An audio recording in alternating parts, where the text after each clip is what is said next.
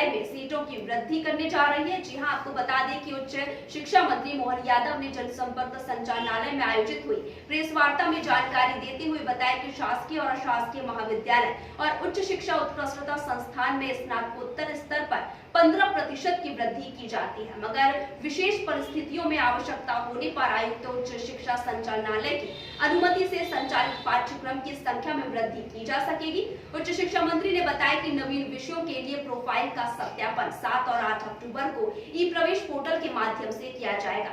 वहीं सीएलसी तृतीय चरण के लिए 9 अक्टूबर से पोर्टल शुरू होगा। आपकी सबकी जानकारी के लिए बता दें कि अतिथि विद्वानों की संख्या मध्य प्रदेश में 4276 है, 4276 संख्या उनकी है और उसमें से लगभग 2500 अतिथि विद्वान हमारे सेल्फ फाइनेंस के, अर्थात कॉलेज और विश्वविद्यालय ने अपनी फीस के कलेक्शन से अपने ही शिक्षकों के वेतन देने की पद्धति बनाई हुई है। ऐसे सभी अतिथि विद्वान 2500 को हमने कॉलेज और यूनिवर्सिटी को बता दिया है कि सबको सर्विस में लेना है।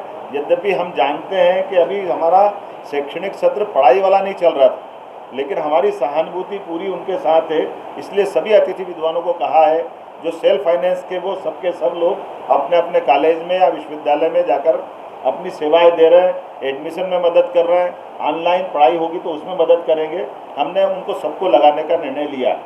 अब दूसरा पार्ट जो शासन स्तर के है, शासन स्तर के लगभग 1700 से 1800 के बीच में कुछ संख्या है जिनको हमको अपने मध्य प्रदेश शासन से 12 महीने के वेतन के आधार पर उनको हम लगाते हैं।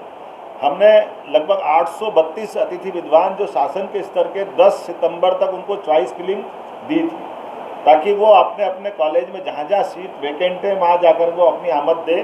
और उसके आधार पर हमने बाद में जो बचे हुए अतिथि विद्वान हैं वो लगभग 700 से 800 के बीच में और बचे हुए हैं। उन सब के लिए अभी हमारे पास 3 तरह की तैयारी कर रहे हैं कि जो अतिथि विद्वान जिस जगह पे जाना चाहिए थे, लगभग 100 अतिथि विद्वान वो नहीं पहुँचे हैं, यद्यपि उन्होंने चॉइस फिलिंग में भर दिया है, लेकिन फिर भी जगह खाली दिखाई दे रही।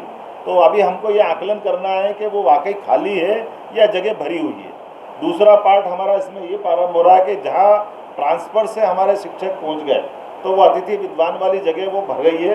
तो जहाँ हमने एक आदेश निकाला है कि जिस जगह से कोई अतिथि विद्वान की जगह भर गई तो जहाँ से वो आ रहा शिक्षक उस जगह जाकर अतिथि विद्वान ज्वाइन कर सकता है, अर्थात हम किसी को बेरोजगार नहीं होने देना चाहते। तो ये एक तरह से दूसरी श्रेणी हुई है कि उसमें भी हम अतिथि विद्वान का ध्यान रख रहे हैं। उसी प्रकार से तीसरा एक और प्रकार है कि हमारे पास में अभी शासन के लेवल पे ये आकलन करने के बाद जो एक्चुअल आंकड़ा आ रहा है, तो अभी हमने 700 से लेकर 800 के बीच में अतिथि विद्वानों की सूची बना करके माननीय मुख्यमंत्री तक पहुँचाई है, वित्त मंत्री तक भी बात पहुँचाई है कि भाई ये इसी बीच में लगभग 600-700 अतिथि विद्वान और बचे, अर्थात हमारे पास 4200 में से 3500 से ज़्यादा अतिथि विद्वानों को हम काम में लगा चुके हैं। जो बहुत लोग बचे हुए उन सारे अतिथि विद्वानों के लिए भी हो सकता है आचार संहिता के कारण से हमको कुछ दिन रुकना पड़े, अर्थात 10 नवंबर के बाद में उनसे निर्णय लेकर के, क्योंकि हमने कहा है कि हम किसी को भी छोड़ेंगे नहीं, लेकिन विषय इतना ही है कि शासन की प्रक्रिया भी हमको पूरी करना पड़ेगी। हमारी सहानुभूति भी उनके साथ है और उनको लगा भी रहे। एक और बात, जो हमारे पास पीएससी की एग्ज़ाम हुई थी पिछले समय, उस पीएससी के एग्ज़ाम में हमारे पास लगभग 2500 अतिथि विद्वान बैठे थे, उसमें से 750 के आसपास अतिथि विद्वानों का सिलेक्शन हुआ था। एक वापस हम 5% के आधार पर जो क्रमशः 3 बार अभी और पीएससी कराएंगे, उसमें भी इनको मौका दे रहे हैं। इसके अलावा भी जो मध्य प्रदेश के अलावा कुछ राज्य जहाँ नियमितीकरण किसी प्रकार से किया था, उन राज्यों के माध्यम से भी हम पॉलिसी बुलवा रहे हैं कि हम क्या मदद हो सकती है। लेकिन हमारा प्रयास है कि हमारे प्राध्यापक स्तर पर कहीं भी किसी प्रकार के कॉलेज में कोई पढ़ाई का व्यवधान नहीं हो और साथ साथ क्वालिटी से भी कोई कॉम्प्रोमाइज़ नहीं हो। शासन के स्तर पर क्योंकि नेक के दौरे जब होते हैं, यूजीसी की टीम आती है, तो वो परमानेंट प्राध्यापकों की आवश्यकता महसूस करते हैं। और मुझे लगता है कि उच्च शिक्षा में गुणवत्ता के लिए ये भी आवश्यक है कि हम उस तरह से ये स्तर मेंटेन करें। अभी तक एक परीक्षा प्रणाली थी कि आप पूरे साल पढ़ लो, 5 क्वेश्चन 10 क्वेश्चन आते हैं, 5 चॉइस में लो और उससे आप अपनी परीक्षा दे दो। तो ये एक तरीका होता था पुराने समय में। फिर बीच में एक सेमेस्टर का समय आया कि सेमेस्टर से हम कराएंगे, लेकिन आपने देखा कि सेमेस्टर में भी बहुत सारी विसंगति आई। सेमेस्टर साल में 2 होना चाहिए, कई में एक सेमेस्टर हो गया, तो 5 साल का पाठ्यक्रम 7-7 साल में भी पूरा नहीं हो रहा। तो इसीलिए हमने कहा कि परीक्षा रिफॉर्म कमेटी विद्वानों की लेकर के बना रहा है। जैसे तीसरी तरह की परीक्षा अभी ओपन बुक प्रणाली से हुई, इस ओपन बुक प्रणाली में विश्व में कई जगह इसको कराते हैं। इसके क्वेश्चन भी ऐसे कि ओपन बुक के बावजूद भी पूरी किताब पढ़ना पड़ेगी, क्योंकि इसके क्वेश्चन ओपन में भी ऑब्जेक्टिव टाइप हैं। ऐसे क्वेश्चन नहीं कि आप पूरा चैप्टर टीप दो और उससे आप पास हो जाओगे, किताब पढ़ना पड़ेगी पूरी।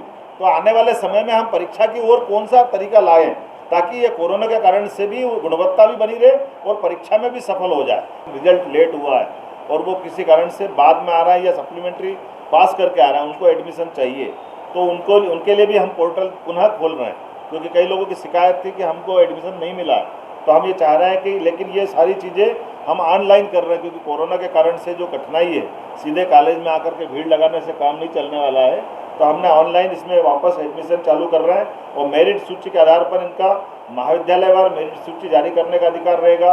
अगर मेरिट सूची में भी कोई दिक्कत आई तो वो हमारे प्रदेश स्तर पे भी संपर्क कर सकते हैं। विश्वविद्यालय स्तर पे भी हम अपना एक सूचना केंद्र बना रहे हैं और कॉलेज स्तर पर भी कॉलेज के प्राचार्यों को ये निर्देश दे रहे हैं कि किसी बच्चे ने अगर कोई कारण से गलती कर दी ऑनलाइन में तो आप उसकी मदद करिएगा और उसके चॉइस के कॉलेज तक उसको पहुंचाने के लिए, अगर आपका उत्कृष्ट है तो आप सामान्य, अगर वो दूसरा कॉलेज है या सेम कोर्स चल रहा है तो वहाँ भी उसको पहुंचा सकते हैं।